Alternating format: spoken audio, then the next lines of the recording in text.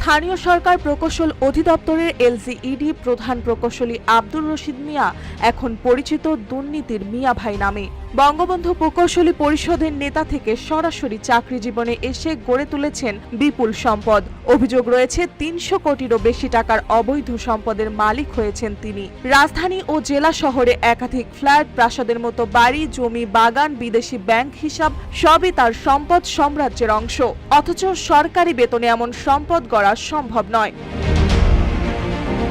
এতেই শেষ নয়, টেন্ডার বাণিজ্য, তার প্রভাব আরো ভয়াবহ। দুদকের অনুসন্ধানে দেখা গেছে শ্রী ফাতিমা জাকিয়ার নামে অন্তত ১২টি ঠিকাদারি প্রতিষ্ঠান রয়েছে।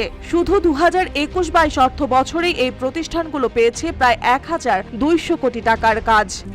RICL TMX, যুগের পর যুগ স্থাপনা থাকে মজবুত।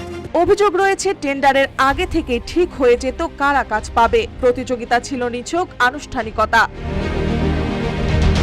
দুদক তার বিরুদ্ধে অনুসন্ধান শুরু করলেও তিনি একের পর এক নোটিশকে উপেক্ষা করেছেন। অসুস্থতা, বিদেশ সফর কিংবা ব্যস্ততার অজুহাতে হাজির হননি কোনোবারই।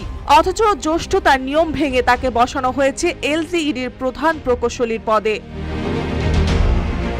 এলজিইডি প্রতি বছর ৩৫ থেকে ৪০ হাজার কোটি টাকার উন্নয়ন প্রকল্প বাস্তবায়ন করে, কিন্তু দুর্নীতির প্রভাব পড়েছে সরাসরি জনগণের জীবনে। ২০২২-২৩ অর্থ বছরে সমাপ্ত হওয়া ৫৭টি প্রকল্পের মধ্যে ১৪টি ৬ মাসের মধ্যে নষ্ট হয়ে যায়। টিআইবির তথ্য অনুযায়ী এলজিইডির প্রকল্পে অপচয়ের হার প্রায় ৪০%।